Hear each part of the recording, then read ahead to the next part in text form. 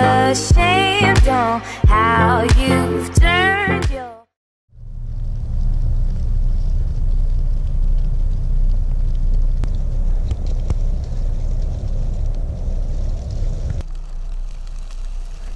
I'm really glad I found this.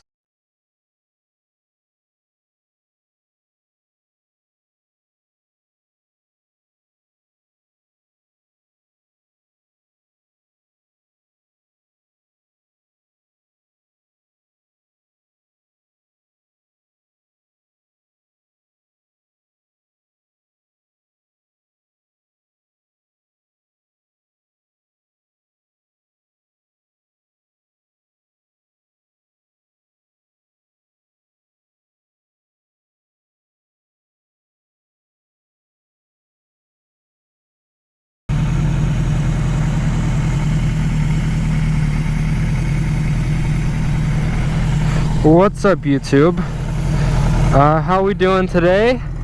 As you can see, I'm not at my shop. I'm not in my backyard. I am out in the open roads. Well, right now I'm at a Whole Foods store, but that's beside the point. This is the point. This is a Suzuki GS850 Scrambler. It's a 1981. I've confidently enough finished the bike, and I think it's ready for a test ride. I still want to do some things to it. I still have some parts of the build series coming, but I think it's time for a test ride. It's been long enough. You guys have seen enough build parts. It's time to take this thing out on the roads and ride it. So let's stop talking. Let's get on a bike, and I'm gonna go on a ride. And if you guys are wondering where I'm going today, I'm going to Mingo Park. All you guys that live in Washington and surrounding areas, you know Mingo. It's a pretty nice park. So anyways,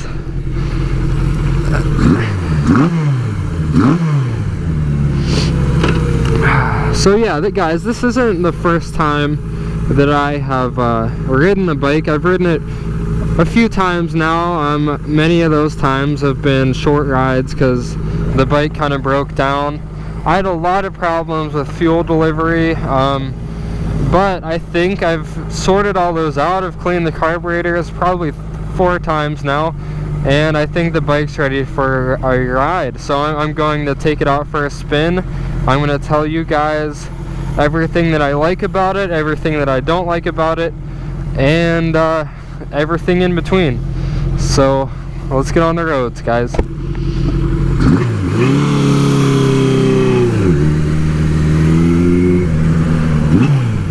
So right off the bat, guys, the one main thing I do like a lot about this bike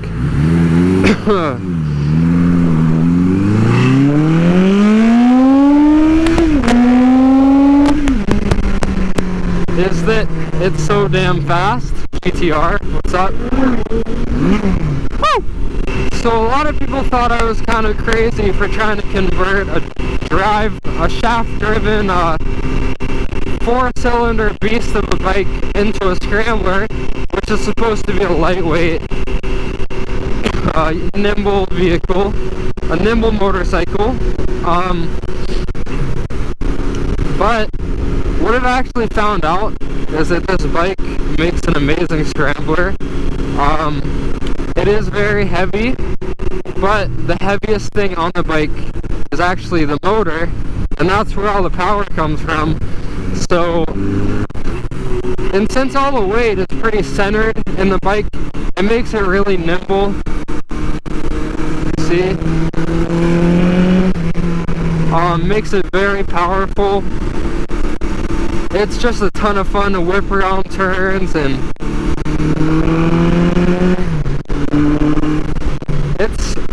so far, it's an amazing bike. I like it a lot. I like how the build came out. If you guys haven't seen the build, all the build videos, I'm gonna put a link to them in the description. Piggies. And yeah, I had some comments saying that it was kind of dumb of me to convert a shaft-driven bike into a scrambler because you can't gear it down, like you can't change out sprockets or anything, simply because of the fact that it is shaft-driven.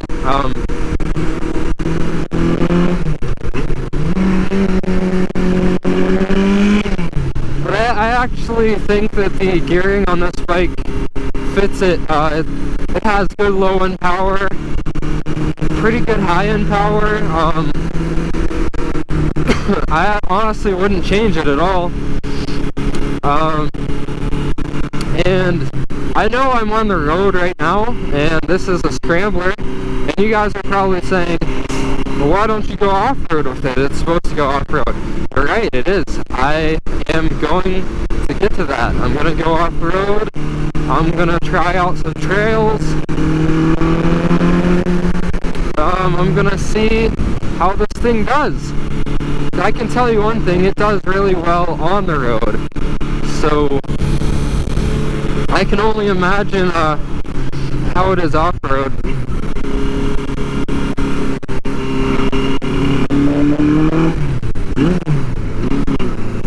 There is one thing that kind of is a problem right now with the off-road thing. It's that the Mach 4-in-1 exhaust that I installed on the bike actually hurts the ground clearance a lot more than the stock mufflers even did. Yeah, the ground clearance is not good.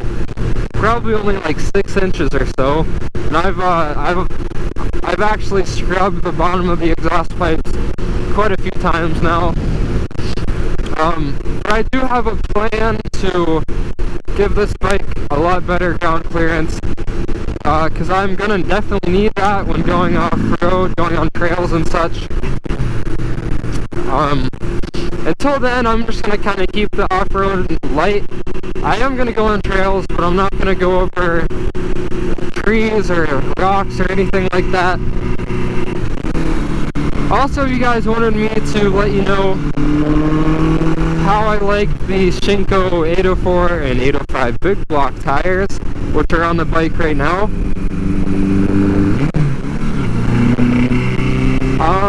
The answer to that question is, so far, I like them a lot. They're great off-road. You know, obviously not as good as like full knobby tires like on a dirt bike. They feel just like road tires do. You don't really notice any stability issues, any vibrations, nothing like that. They ride really smooth on the road.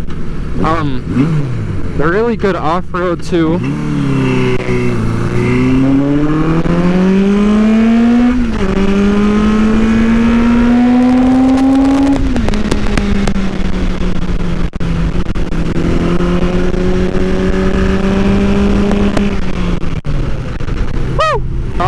Guys, it's so damn cold.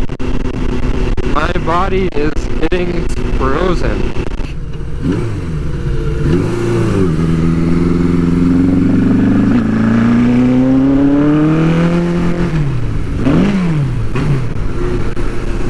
As you might be able to hear, the bike's still having a little bit of a fuel problem. It sounds like it's just not getting enough fuel. See how it bogs like that? Once you get into the higher RPMs though, it picks right back up. Hopefully after just putting some more miles on the bike, that problem will work itself out. If not, I can always just clean the carburetors again. I'm sure that'll help. And I do put 93 octane in this bike, so that should help too.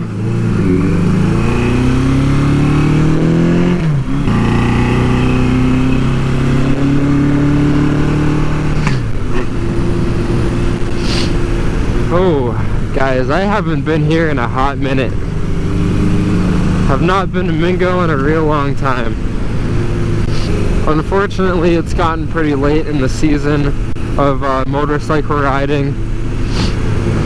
Some guys doing some metal detecting there. I don't know what they're looking for exactly, because I just can't imagine what you'd find here. It's not like this is Gettysburg or just anywhere like that. No battles happen here. But anyways, guys, about the bike.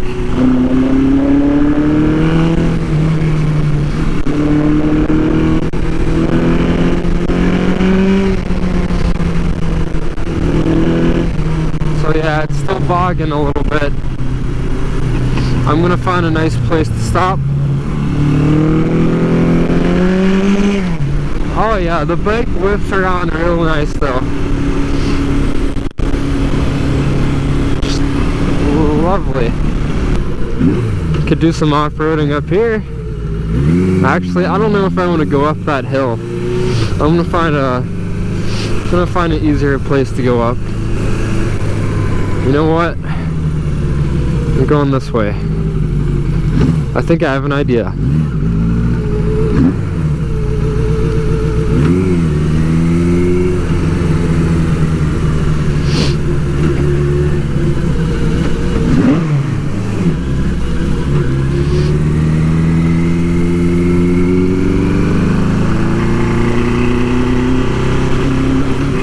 Oh yeah.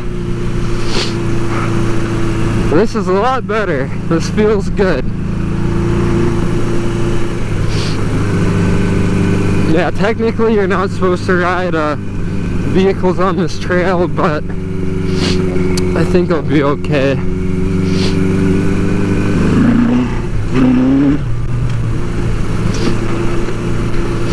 So right now I'm just looking for a place to take some pictures of the bike. I can't really call this off-road because it is still a road. It's not a paved road, so yeah, you can give me that at least. It rides really nice on this gravel road here. Looks like there are some trails up ahead. Which one should we take?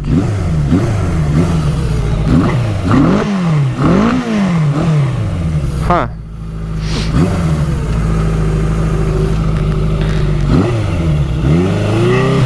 Actually, guys, I think this looks like a good spot to take pictures. So I'm gonna turn the bike off and I'm gonna get some photos of the bike.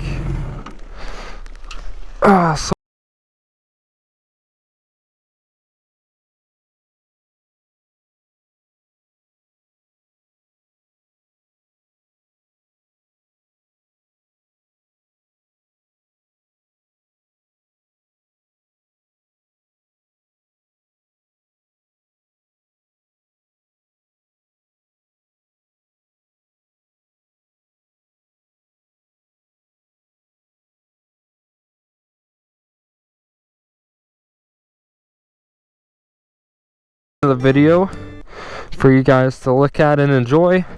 Also, I'm going to post one or a couple of them on my Instagram page.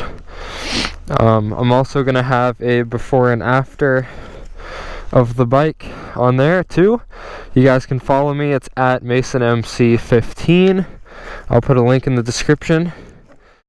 More cold. Okay. Up the hill we go.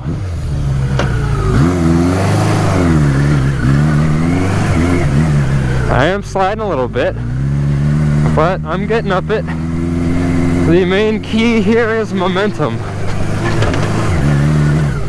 Keep my momentum up. So the suspension on this bike, it's not meant for off-road. Also, the bike could be a bit taller. Hopefully in the near future I'll be able to put longer shocks on the back and just newer, better shocks on the front, probably from a sport bike. Yeah, probably from a Gixxer or some bike like that. Oh, look at those nice pretty fall colors up there. That's what I was looking for. I'm gonna go to the top of that field, see if we can get to it. Okay guys, let's go. So yeah, this bike actually does surprisingly well off-road.